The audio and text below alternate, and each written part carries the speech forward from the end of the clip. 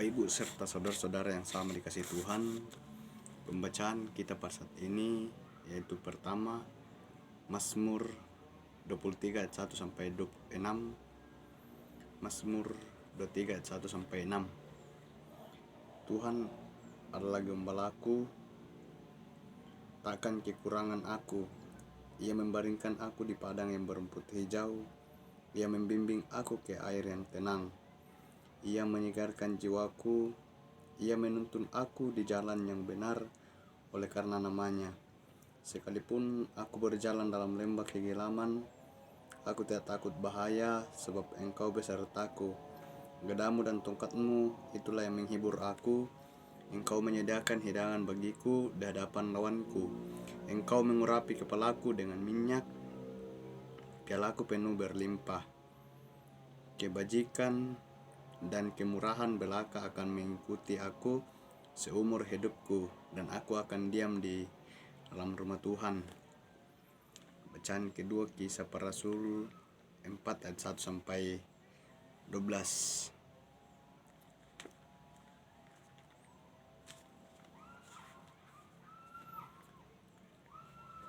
Petrus dan Yohanes di hadapan mahkamah agama.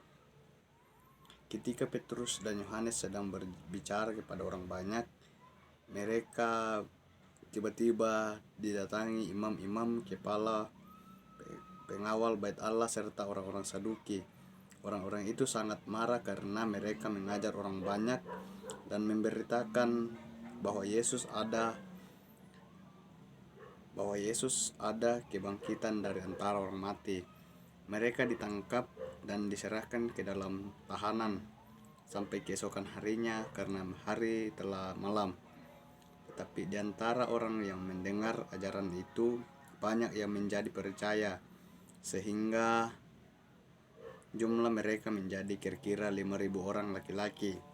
Pada keesokan harinya, pemimpin-pemimpin Yahudi serta tua-tua dan ahli-ahli Taurat mengadakan sidang di Yerusalem dengan imam besar Hanas dan Kayapas, Yohanes dan Alexander, dan semua orang yang termasuk keturunan imam besar. Lalu Petrus dan Yohanes dihadapkan kepada sidang itu dan mulai diperiksa dengan pertanyaan ini, dengan kuasa manakah atau dalam nama siapakah kamu bertindak demikian? Maka jawab Petrus penuh dengan Roh Kudus, hai pemimpin-pemimpin umat dan tua-tua, jika kami sekarang harus diperiksa karena suatu kebajikan kepada orang sakit dan harus menerangkan dengan kuasa manakah orang itu disembuhkan, maka ketahuilah oleh kamu sekalian dan oleh seluruh umat Israel bahwa dalam nama Yesus Kristus orang Nazaret yang telah kamu salibkan, tetapi yang telah dibangkitkan Allah dari antara orang mati, bahwa oleh karena itulah orang ini berdiri dengan sehat sekarang di depan kamu. Yesus adalah batu yang dibuang oleh tukang-tukang bangunan, yaitu kamu sendiri. Namun ia telah menjadi batu penjuru, dan keselamatan tidak ada dalam siapapun selain di dalam Dia, sebab di bawah kolong langit tidak ada nama lain yang diberikan kepada manusia oleh karena kita dapat diselamatkan. Bacaan ketiga 1 Yohanes 3 ayat 19 sampai 24. Keyakinan di hadapan Allah. Demikianlah kita ketahui bahwa kita berasal dari kebenaran. Demikian pula kita boleh menenangkan hati kita di hadapan Allah, sebab jika kita dituduh olehnya, Allah adalah lebih besar daripada hati kita serta mengetahui segala sesuatu. Saudara-saudaraku yang dikasihi, jikalau kita tidak menuduh kita,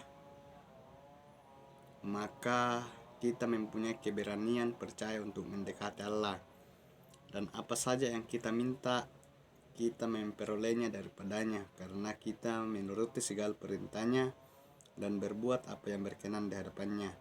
Dan inilah yang perintah itu, supaya kita percaya akan dalam nama Yesus Kristus anaknya dan supaya kita saling mengasihi sesuai dengan perintah yang diberikan Kristus kepada kita.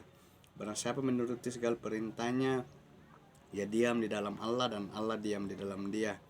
Dan dengan demikianlah kita ketahui bahwa Allah ada dalam kita, yaitu Roh yang telah Ia karuniakan kepada kita.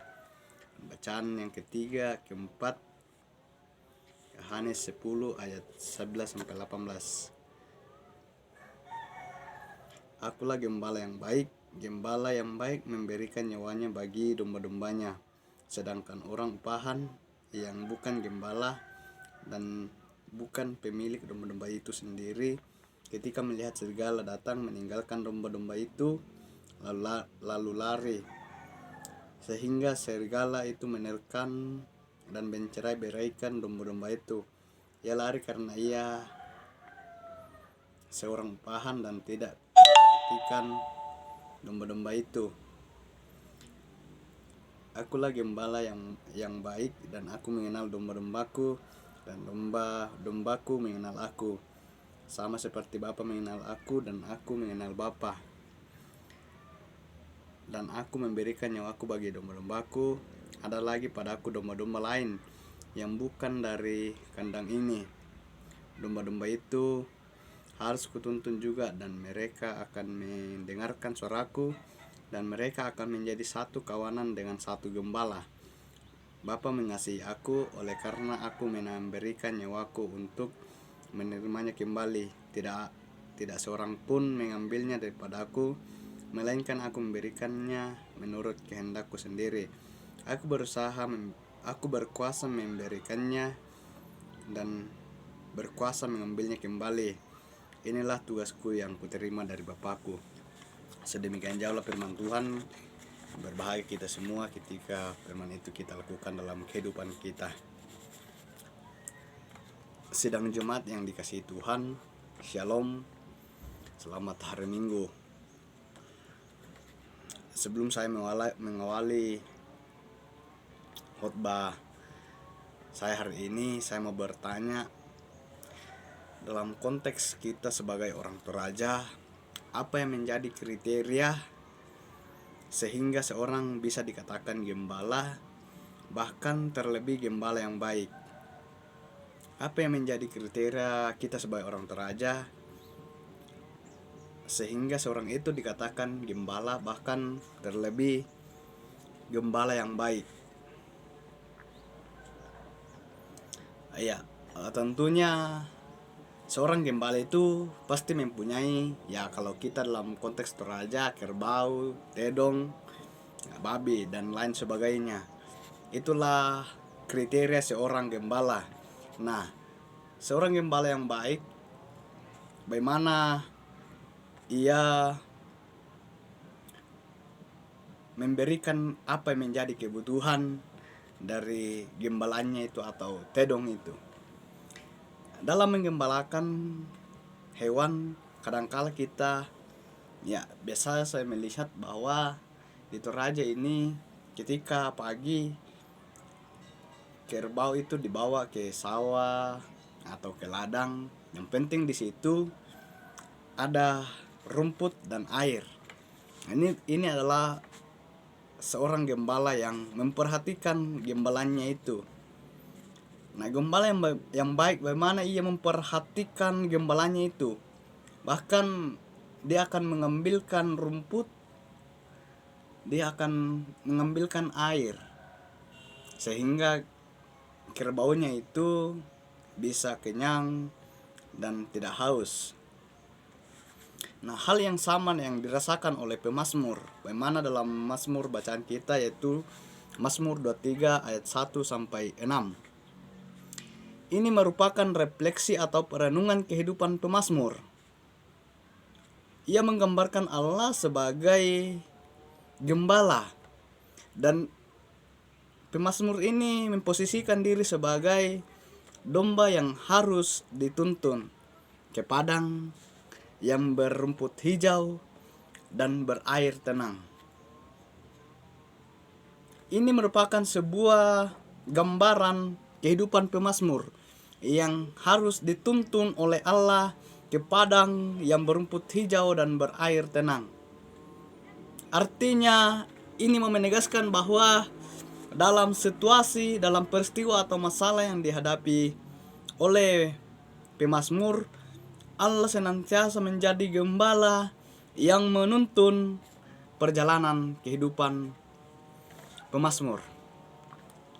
Nah, hal ini juga ditegaskan dalam bacaan kita dalam Yohanes 10, yaitu akulah gembala yang baik.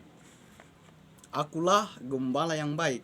Di sini juga Yesus mau menegaskan bahwa Dia sebagai gembala yang baik bagi kita dan bukan gembala upahan. Ya, gembala upahan ketika saya memiliki kerbau lalu saya menyuruh orang lain untuk menjaga, lalu saya memberikan upah kepada yang saya suruh itu. Itu adalah gambaran mengenai gembala ya, upahan.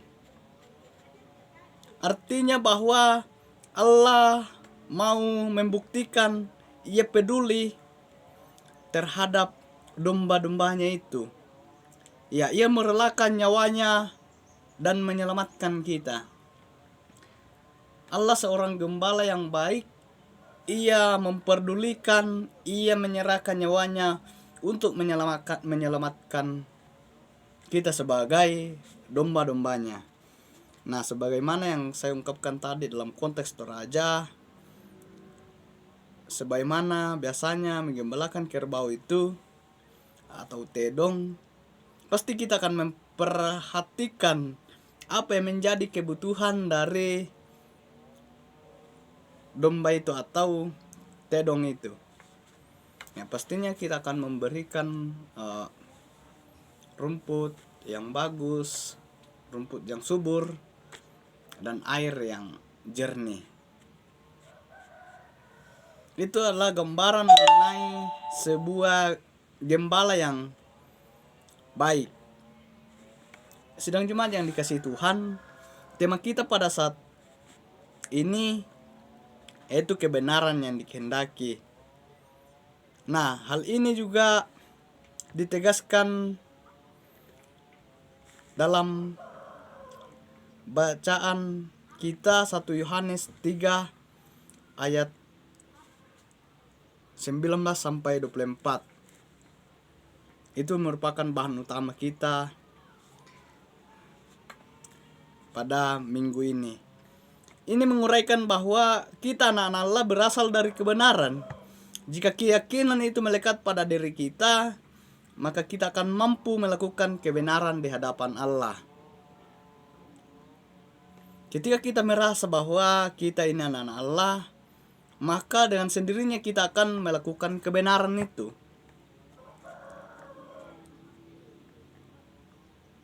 Anak-anak Allah adalah gambaran mengenai kedekatannya dengan Allah, sehingga seorang dimampukan untuk memahami siapa dirinya dan apa yang dikehendaki Allah, itu yang akan dilakukan sebagai anak-anak Allah. Kita sebagai anak-anak Allah, ya, ketika kita hidup benar, kita merasa bahwa kita ini anak-anak Allah, dengan sendirinya kita akan melakukan kebenaran itu. Nah, apa yang dikehendaki oleh Allah, kita akan melakukannya seturut dan sesuai dengan perintah Allah. Ini juga diperlihatkan oleh Rasul Paulus dan Yohanes dalam bacaan kita Kisah Para Rasul 4 ayat 1 sampai 12. Sebagaimana menguraikan tentang bagaimana Petrus mengakui bahwa kuasa yang dimiliki bukan berasal dari dirinya, melainkan kuasa dari Kristus. Artinya bahwa ketika Petrus dan Yohanes melakukan sebuah penyembuhan kepada orang sakit, maka mereka mengatakan bahwa itu bukan kehebatan saya, itu bukan sebuah kekuatan saya, namun itu adalah kuasa Allah. Kuasa Allah lah yang menyembuhkan orang itu. Ya, seandainya Petrus dan Yohanes ini mengandalkan kekuatannya bukan kekuatan Kristus atau kuasa Kristus, maka saya rasa bahwa proses penyembuhan itu tidak akan terjadi. Dan mereka melakukan kebenaran itu dalam kehidupan mereka. Meskipun dalam kehidupan mereka, mereka ditekan. Mereka diperhadapkan pada para pemimpin-pemimpin atau imam-imam, kepala, pengawal Bait Allah, dan orang-orang Saduki. Ini yang mereka alami ketika mereka memberitakan tentang kebenaran. Namun ketika mereka ditekan, ketika mereka ditahan, mereka tetap memberitakan tentang kebenaran, tentang kebangkitan Kristus itu. Ini yang perlu menjadi dasar kita bahwa dalam situasi apapun kita harus mempunyai keberanian untuk memberitakan kebenaran tentang Kristus itu. Sedang jemaat yang dikasihi Tuhan, menjadi umat Allah berarti siap menjadi domba-dombanya, domba gembalaannya, dalam sebagaimana yang diungkapkan oleh pemazmur tadi. Karena itu, apapun konsekuensi, domba-domba itu harus tunduk kepada gembalanya dengan siap bersaksi tentang kebenaran. Ya, apapun pergumulan, apapun situasi yang dialami, ketika kita siap menjadi domba atau siap menjadi gembala, maka kita harus tetap bersaksi tentang kebenaran itu. Karena anak-anak yang benar berasal dari Allah. Karena itu di dalam Kristus Allah menghendaki orang percaya untuk hidup saling mengasihi sebagai bukti anak-anak Allah dalam kehidupan sehari-hari. Yaitu kita harus hidup benar dan melakukan kehendaknya. Itu sebagai bentuk kasih kita kepada Kristus ketika kita hendak melakukan apa yang diperintahkan oleh Allah kepada kita. Dalam kehidupan kita, mungkin kita sudah merasa bersalah, mungkin kita sudah jauh dari sebuah kebenaran, namun kita dapat menghampiri Allah yang penuh dengan belas kasihan dan pengampunan. Bagaimana kita harus menuruti segala yang dikehendakinya. Ya, mungkin dalam kehidupan kita, ya seringkali kita mungkin merasa bersalah, jauh dari sebuah kebenaran. Namun kita diperingatkan oleh firman Allah bahwa kita dapat menghampiri Allah yang penuh dengan belas kasihan itu, sehingga Dia akan memampukan kita ketika kita sungguh-sungguh menghampiri Allah, lalu Dia akan memberikan kita kemampuan untuk melakukan segala apa yang dikehendakinya. Nah, sekarang karena kita telah diselamatkan, tugas kita tidak hanya sebagai domba, namun kita juga adalah gembala. Ya, gembala bukan saja seorang pendeta, bukan saja seorang majelis atau pengurus-pengurus yang lainnya, namun gembala ialah kita semua harus bersaksi kepada orang banyak. Itulah yang dikehendaki Allah dalam kehidupan kita.